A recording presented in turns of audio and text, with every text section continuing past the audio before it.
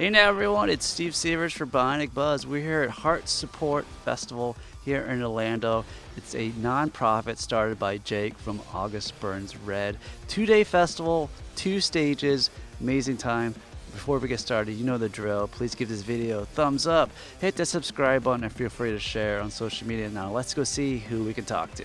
We're all about people's passion. Where'd your passion for music come from? Led you on this musical journey to now. He is legend. You know? Man, I was 7 years old. I grew up in a small town in Indiana, and there was like a couple of fellas that played music, and I mean, there is very few memories I have in my life where I was not like, well, that's the coolest thing you could be doing, so I'm going to do that. And it's, you know, there's never been a moment where I wasn't like, knew that this is what needs to be done, and however I can be involved, I'll do it. So It started out, you know, playing in church. That was the first way I could, like, you know, really perform in front of anybody, but I was learning, you know, the whole way. And then it was just, you know, like-minded friends, you know, my age in that same church. It's just like, well, let's start a band and play, you know, heavy songs. Yeah, so absolutely. Yeah, and then, you know, I love that. Very cool. What was your first drum kit? my first drum kit, I still have it. It's a 70s Concert Tom Slingerland kit. You know, nice. it was just my dad's. Both my parents play, so cool. Yeah. My first was a 1969 Ludwig, I believe. Okay, yeah. I've got some Ludwigs mixed into that kit, and it was like, it's like, Back in the day when I did play. yeah. And like the guy who had it before, he like painted the insides red, and it's like, it's the most 70s, 80s looking thing mine ever. was a sparkling gold. Well, cool. I always like hearing about the journey of the band. How'd you guys form, and you know, because you all had to grind together, I'm sure. You all had the passion, you all met, you know. Yeah, He Is Legend formed, you know, the 3 original. I'm the only, you know, not original dude, but they formed back. They were in high school. Those 3 guys have never ever been. They learned to play with each other, and they've never been in a band with anybody else but each other. That's rare. It is and it's interesting, you know, being the, you know, one. I've, you know, been with the guys for a long time, but it's like they are.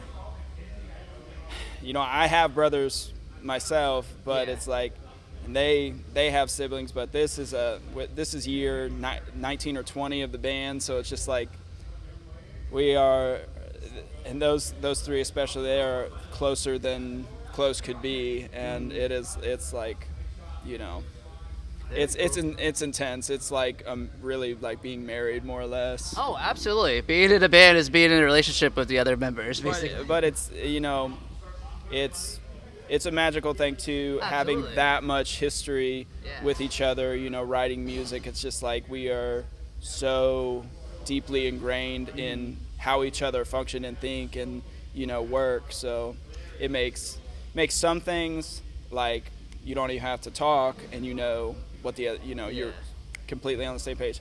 And other times it makes it like so fiery tense because you know, if someone's full of shit, you know it. Yeah. So, yeah. Well, cool. Well, speaking of writing, let's get into your latest album, Endless Hallways. Let's talk about my favorite track, the title track, actually. You know. That's interesting to hear. You know, I'm always so curious to see which songs connect with people. That was like, I don't want to say one of the more like silly ones, but I don't know, that song is interesting and a little more out there, and I suppose a deep cut off it, and it's Did interesting. Did it not almost make the album or something, or?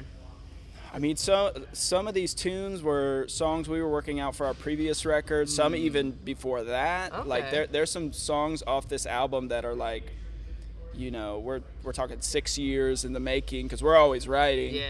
And so there's just songs that didn't quite get formed in time for the last record or even before that, and you know, this time it made it around. I remember that was the first song I tracked when I started tracking drums. I recorded that song first. All right. And it wasn't a plan that it wasn't originally called Endless Hallway. And well, I love that the metaphor and the Yeah. visual aspect of that, you know, yeah. and obviously it's a perfect title for the album. Too, Yeah. You know?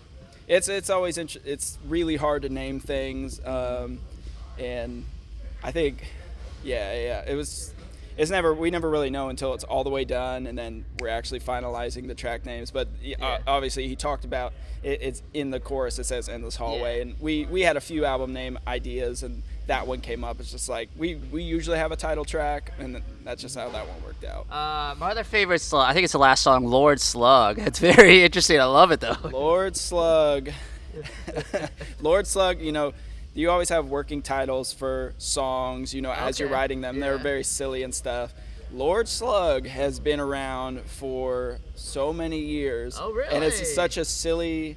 It was initially, I think, the song title was Lord Slug Takes a Bong Rip or something like that. And it's just that absolutely ridiculous heavy riff. And I have probably 5 versions of that song that never made it. Tried to push it on White Bat. We could do an EP at some point. Oh my gosh, dude! There's so many songs. It's just like this is fun for us, but we can't show anybody this. And Lord Slug, it was like a very late last submission for White Bat, and it's just like it got to the point. It's like when you say a word too many times, it doesn't sound like English anymore. So it got delayed to the next album. Yeah, we're just like threw it away. We were done with Endless Hallway, and I think it was just like middle of the night. Maddie hit the group chat and was just like, hear me out. If we bring Slug back.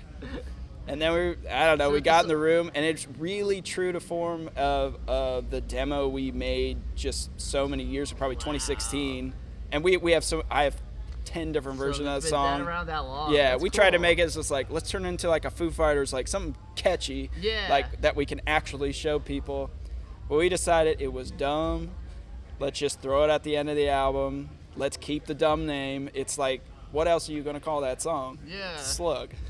I love the art form that's, music video and Honey from the Hive. I love that it's like a short film. You guys aren't even in it, you know? Like, talk about putting that together.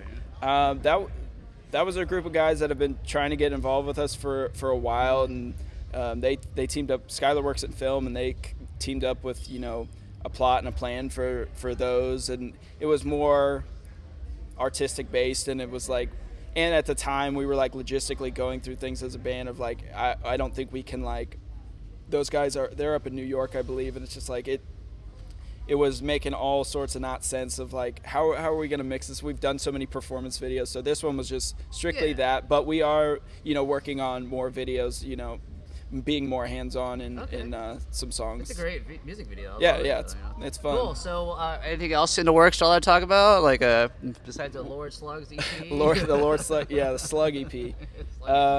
We're just putting together tours to support this album. We're trying to get,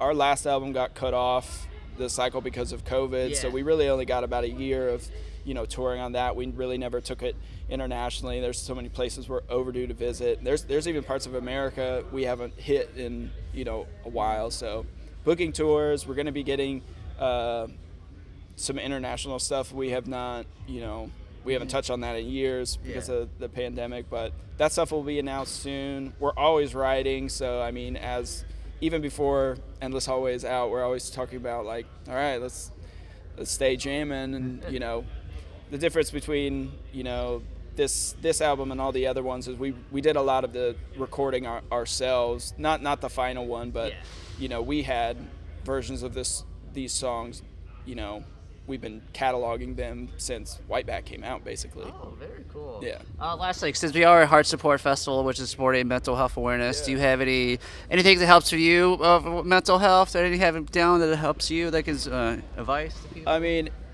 I think it's an ongoing thing with so many of us. I don't think it's something I ever feel like, a general anxiety and dealing with depression. It's a roller coaster.